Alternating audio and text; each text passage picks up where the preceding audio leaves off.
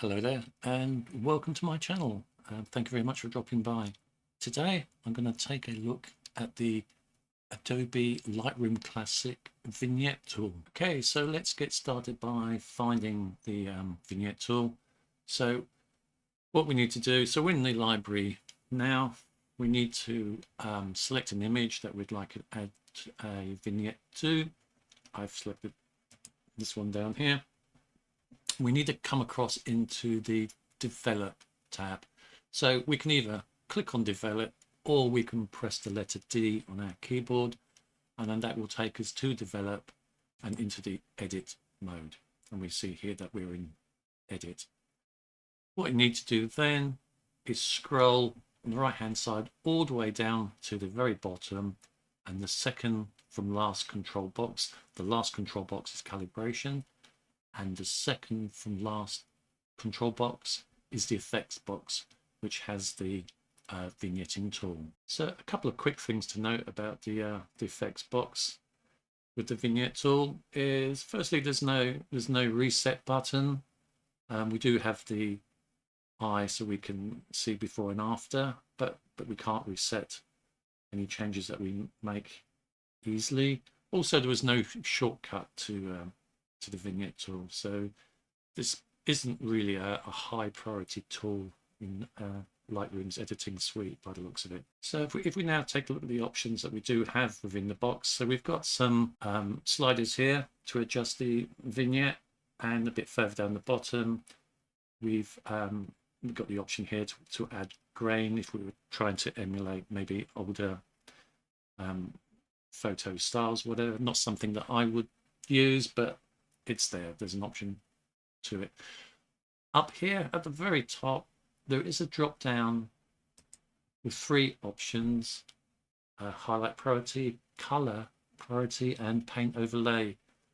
I haven't personally found much of a use for these. I did look it up in the Adobe documentation, and I will copy a link to what those do in my comments below, but I found nothing in there to be of use to me, so I'm not going to spend any more time on that. So that leaves us to the get round to the sliders that will affect the vignette. So we have the amount, we have midpoint, roundness, feather, and highlights. Now, what I tend to do, and I do this in other software applications, really, if I'm using a vignette tool, I will bring the amount usually fully to the left to get a dark vignette, and then I'll do the same with the feather. And what that does for me, this is just how I use it. I'm not saying it's the best way. It's just my workflow. That means I can see how this vignette will look. I can adjust by then. Once seeing that, I can decide whether or not I need to move the midpoint at all. And also we have the roundness. I can use that to change the shape like that. So that's what they do. And then when I've got the shape and the midpoint and roundness how I like it, I would then start looking at feathering out the image to get a final result. And again, we've got a little eye box there. We can see it before and after, and that's basically what we do. So what we can also do, I scrolled here to the left, but if we went to the right, we get a white vignette, and it comes down to personal choice, which you prefer is the nicer. And again, it does help to take the edges off the image. It's not everybody's cup of tea, but I quite like it on some images. But that's pretty much all there is to it. So yeah, so just to repeat, I throw the amount over to the left and the feather over to the left if I'm doing a black vignette, or if I want to look at a black vignette, or I'll throw the amount over to the right hand side for white. If I need to reset, as I mentioned before, there's no reset button. If I want to reset, what I need to do, because I don't want to press the reset button there and reset the whole image, which might include cropping, white balance, exposure, etc., etc. What I will tend to do is just double click on each of the sliders that I've changed, but I go from the bottom upwards, and I'll explain that in a second. So I will reset, and then I'll do the amount last. And the reason is, once the reason I do it in that order is that once the amount has been reset, you lose access to the other buttons. So you can't reset the other ones if the amount has already been reset. So I always do the amount last. Another thing worth mentioning is that if you do have this, let me just bring a bit of a vignette across here just to show you. We've got this highlights here. This affects the highlights of the vignette, not the image. So if I bring that across, you won't see a huge change, but it is making. But it's worth mentioning that the highlights, if I was to go to the right with the amount to make this vignette white, then the highlight, you can see it's grayed itself out. You can't adjust the highlights on a white image. That doesn't make any kind of sense. So just be aware of that. There you go. So yeah. So personal choice whether or not you use the white or the black.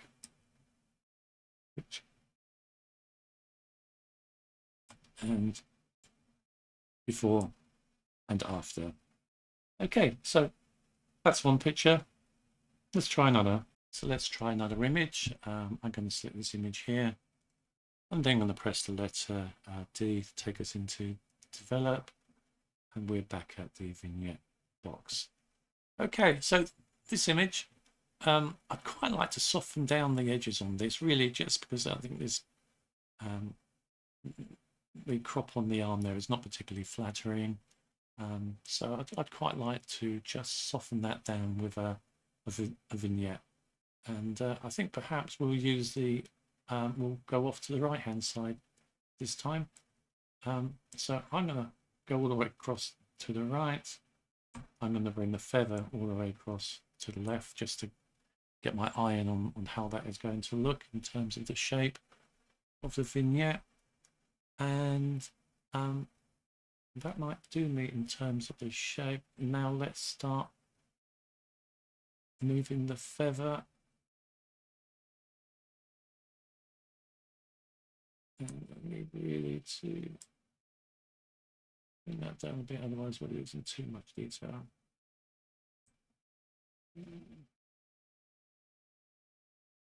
Let's see.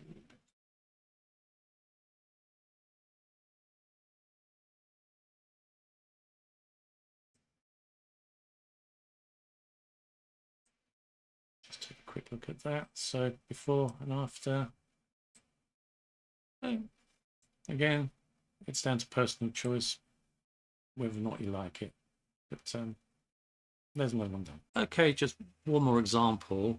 And what we'll do is we'll just add a vignette to one more image, and then we'll make a copy of those settings so that we could apply them to another image, which is another useful tool within your workflow using Adobe Lightroom Classic. So we've got this image down here. So I'm going to go into develop, back to our vignette crop. I'm going to do what I always do, come across to the left, feather, and have a look at my vignette, adjust it if I need to. Let's just make some changes just for the sake of making changes. And then we'll start looking at the feather and find something that we like. Try not to have the corners too dark.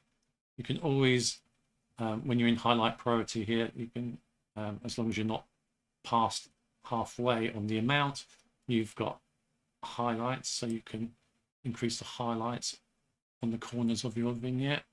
So let's take a look at that. So let's look at that before and after. Yeah, so quite happy with that. I think the vignette's done a job there. So let's look at now how I could copy the edits that I've just made in the Vignette tool onto another image. Okay, so we're back to the library. I'm highlighted on the image that we've just adjusted the vignette on. Now, if I now go to come up to the top here and go Photo, Develop Settings, and Copy Settings, a dialog box opens up, and if there are loads of ticks in it, I would suggest you select check none, and then once you've done that, you would tick post crop vignetting and then click copy.